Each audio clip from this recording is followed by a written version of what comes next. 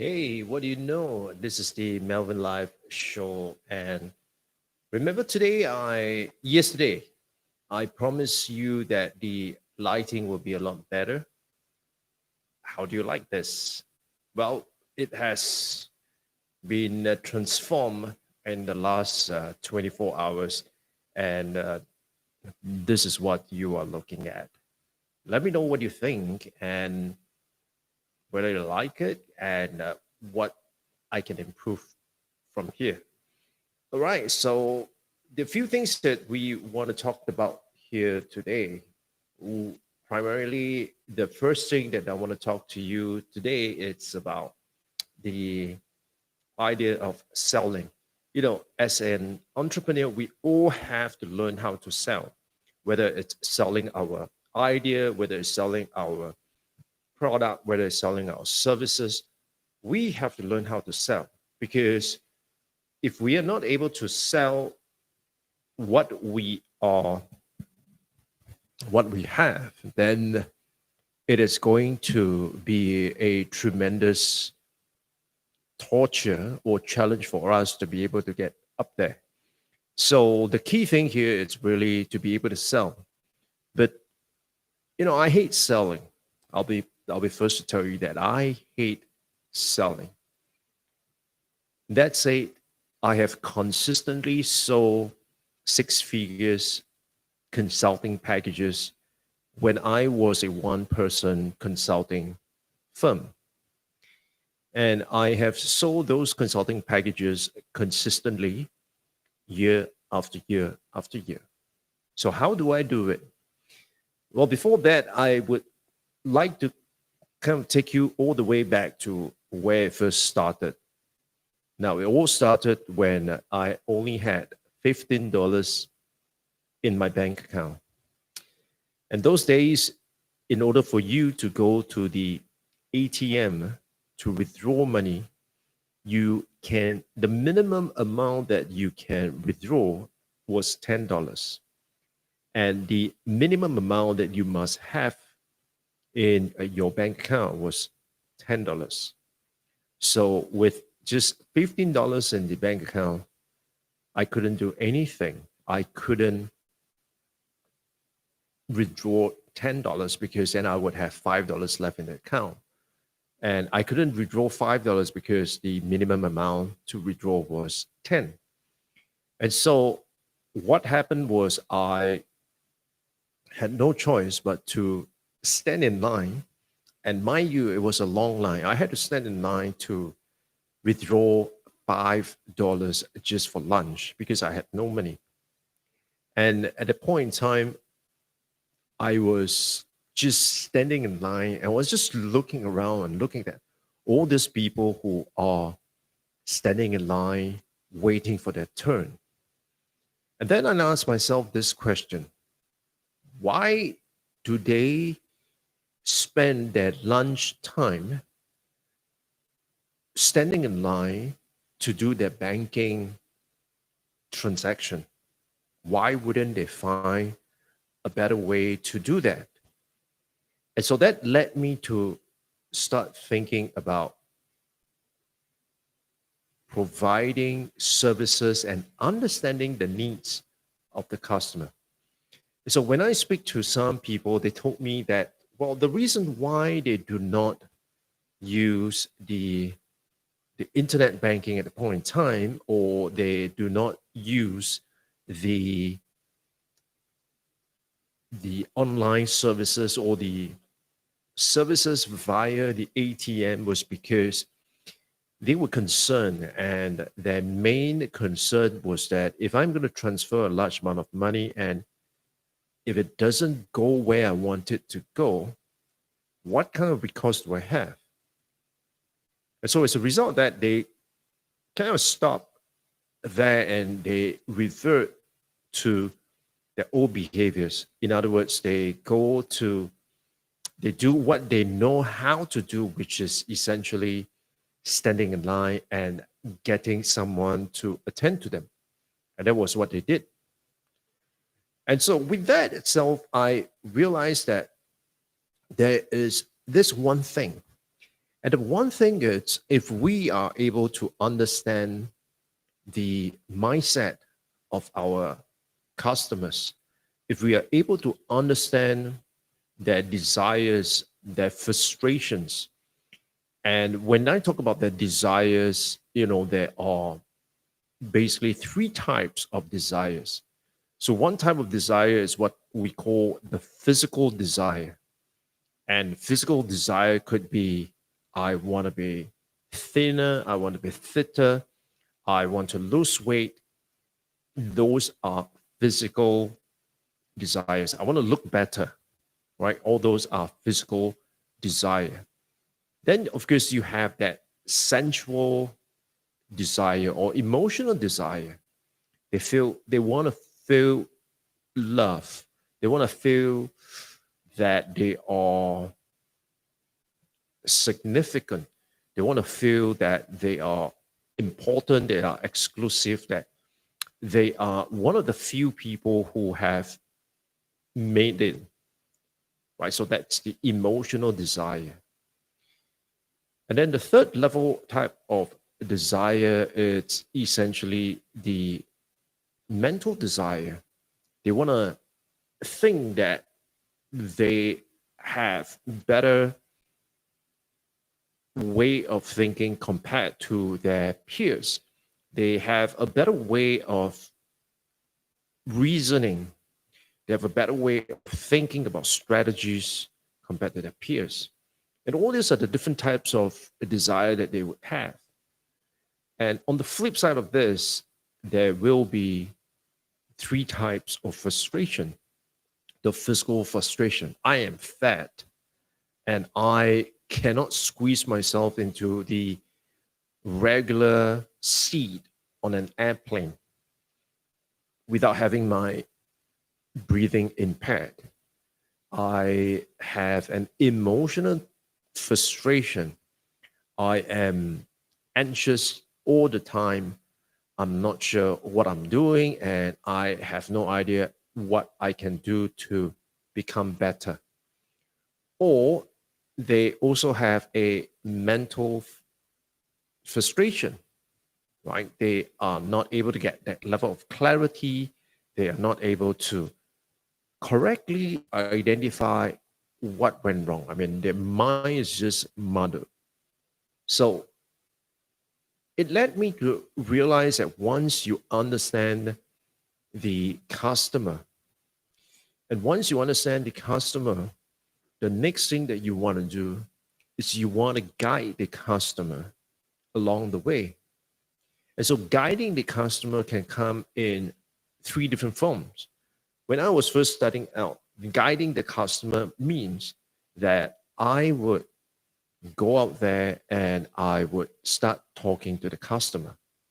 In other words, I would make a series of cold calls and then I would schedule an appointment to meet them. And once I meet them, I would share with them what exactly is what I do and how my services is going to be able to help them save money in their business or prevent a catastrophic loss in their business, for example. That's one of the things that I do. The other thing that I do was that I was constantly talking to people and asking people for referrals, asking people, do they know someone who need something that we do? And time after time after time, I would ask people, and through the process itself, at some point in time, you would get some people who would actually come back to you with some names. And the third thing that I do is essentially people that I've met, but probably at the point in time, they were just not ready. They were just not the right time for them to start doing business with us. And that's fine, right? Because out of 100 people that you see, probably a good 90% of them would not want to do business with you, at least not immediately. But what they may want to do is they may want to consider at some point in time engaging with you, but you have to be top of mind. You have to be top of mind, right? So I saw it as three levels. One level, it's I really want to be able to help educate my customers. Right? I want to educate them because the more I educate them, the more they understand how whatever I'm offering is going to help them, the more likely they are going to find me credible. So, to give you a specific example, when I started my consulting practice, the primary thing that I do, or rather the only thing that I do, was help small and mid-sized companies write their business plans. And so when we talked about writing the business plans, essentially the first thing is to help them find a reason why they would need a business plan. And if you dig further and if you understand how small and mid-sized companies work, they would always be looking for cheaper funding.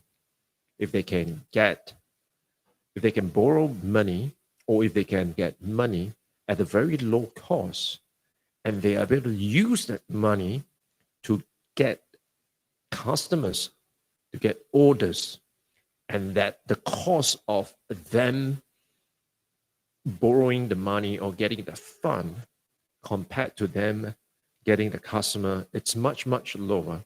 That's something that they will do. Now, because of the fact that they do not have good credit, or they do not have a good credit history with the bank, they are always subjected to a higher level of interest because banks would deem them to be a bit more risky. And so as a result, that's one of the key struggle that most small and mid-sized companies have. And so where we came in is to be able to help them understand that in order to go to the banks have to have a robust projection, and they want to see certain documents that will be able to help them do their due diligence. And so this is where we come in and say that, well, first and foremost, you need to show your past year's financials.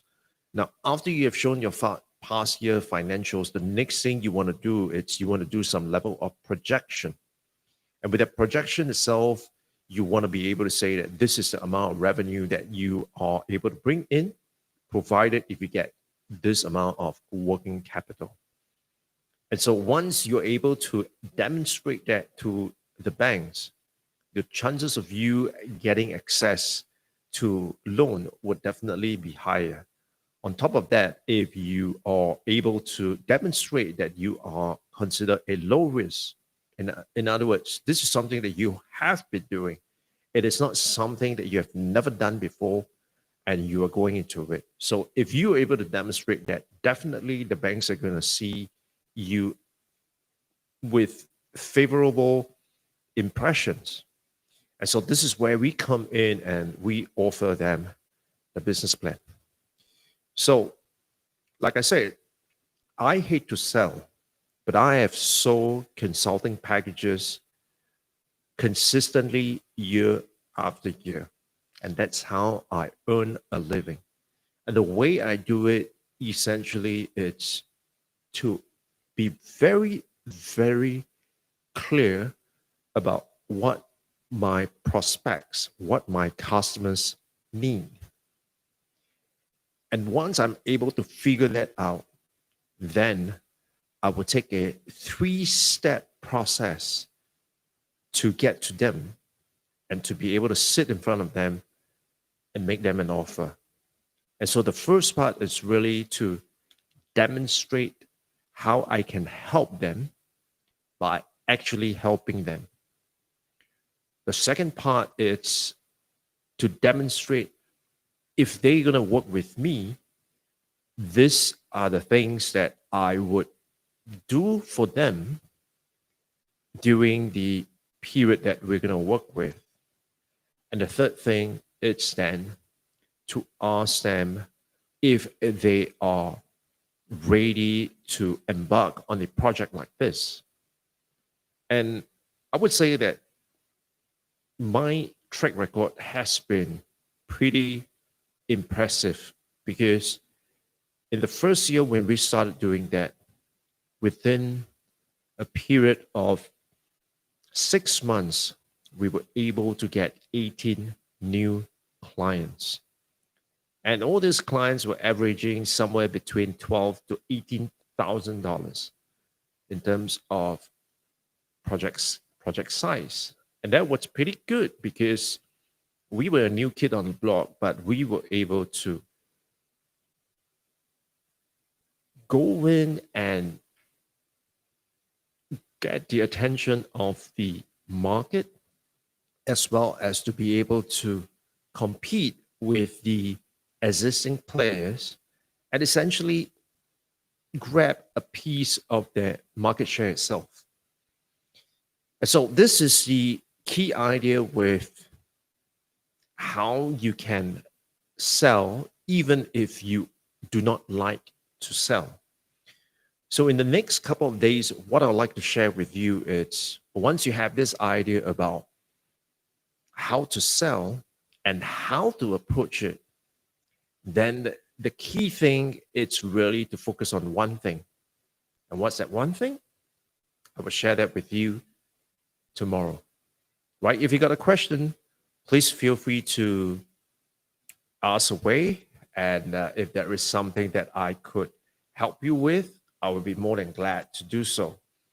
If you have a request in terms of a certain topic that you'd like me to cover, let me know, and I'll be more than glad to see if there is something that I could do. And finally, if you found this video to be useful, make sure you hit the thumbs up. And if you want more videos like this, then please do subscribe to this channel. And with that, my name is Melvin, and I'll see you guys on the next one. Bye-bye.